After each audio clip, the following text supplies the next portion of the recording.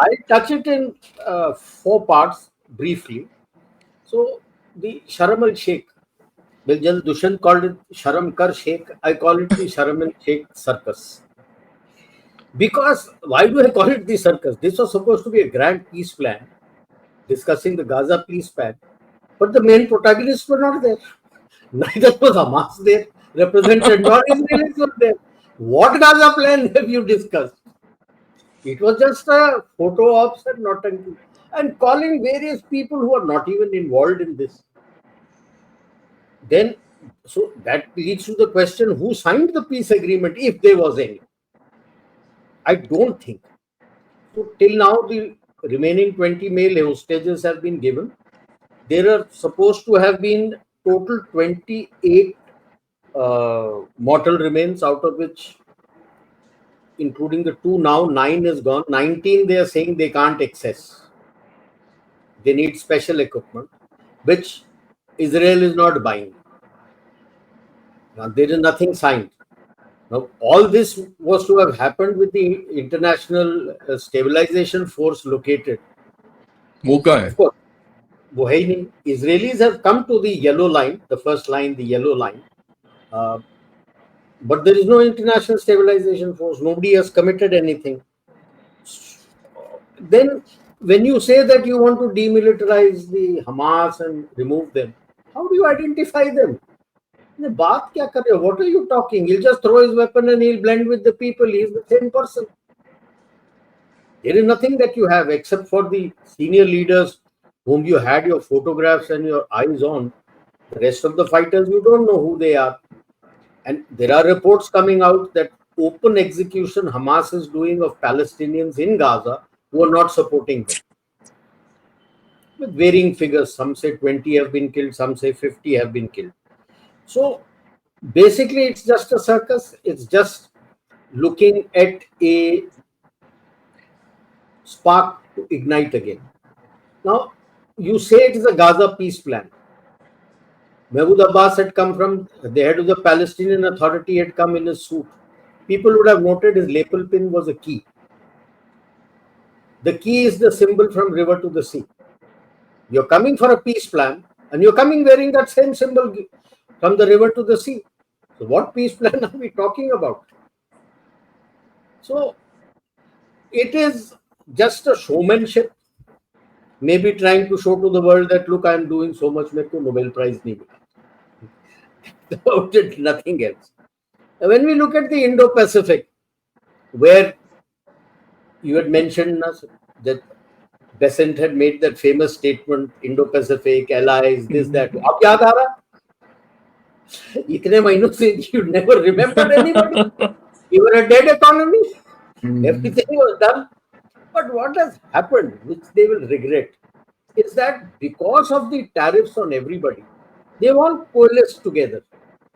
And all of us are trying to do our trade deals with each other, especially in the region. When you see Australia already had, they want to improve it further. New Zealand wants to do it.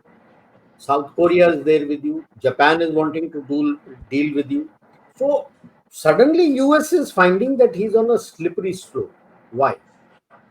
EU's deal is pushing through at quite a rapid pace. And I'm sure by end of this month or beginning of next month, the deal will be done. Then the US works in a vacuum. He has no deals with anybody as yet. Then you become in a vacuum. The only thing left is the Middle East or the West Asia, which is also up in smoke. You never know what is going to happen. Then where does it go? China has its own internal turmoil, but like we always know, they try to strike back. So they have struck back. So for rare earth, they don't want to give it to them. They are telling us that they'll give it to us, but don't give it to the USA. They have also done the repeat of 100% tariff on all American ships which are docking in Chinese ports, and any American product, 100% handling charges at the port. What the US has done. US was getting 100% tariff from 1st November. Let us see whether he does or not.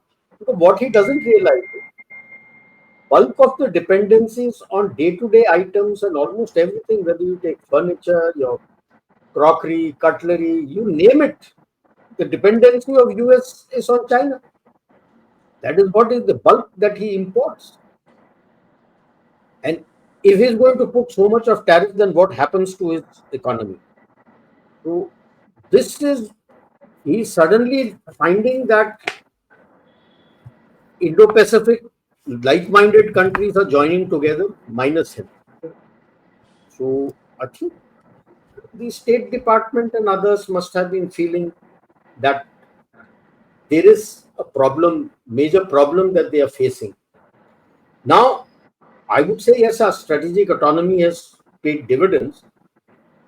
You see, the trade has not been hit. If you look at the GTRI figures, September, your trade has gone up. It's not reduced.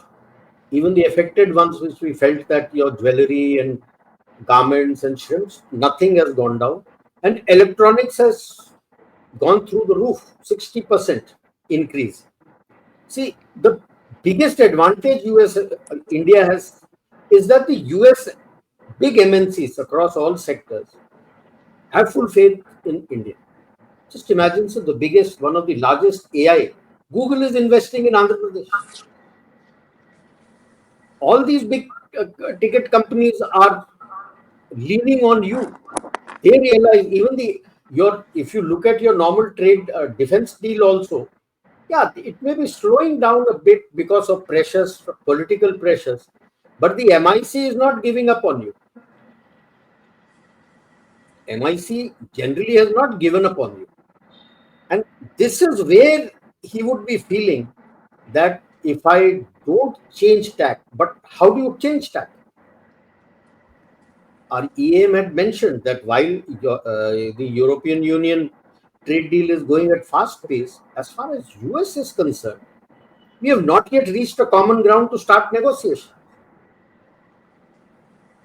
So then is desperation, talking of I don't want to harm him, as if a threat, that as if he can harm somebody in India and wants a regime change. He thinks India is Venezuela, where he openly made the statement that he has given the get-go to CIA to have a regime change in Venezuela.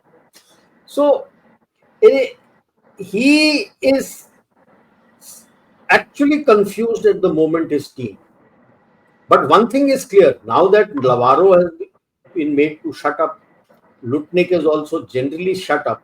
It is essentially Besant and Trump who are now making statements. And it becomes contradictory. How much can Trump pull back? Because there is going to be tremendous loss of face.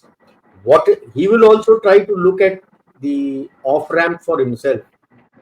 I think he's waiting for the Supreme Court judgment, and from there then he might start pulling tack backwards, especially for India. So given all the antics and statements, I think the desperation level is now going high, because he's got to hold hand for his agricultural sector. He was planning on about 14 to 15 billion when the government comes, when the government starts functioning, the shutdown goes off. But the agricultural secretary and the other economists are saying they need around 50 billion. Anything between 30 to 50 billion. His total earning from tariff, from his own people, of course, which he will not agree, is 31 billion. How does he pay? If everything goes, then what is he left with? So that is the catch-22 that he has, that the tariffs are coming home to hurt. And suddenly he finds that US is working in a vacuum, and he needs now his allies. So the question remains, how is he going to change tack?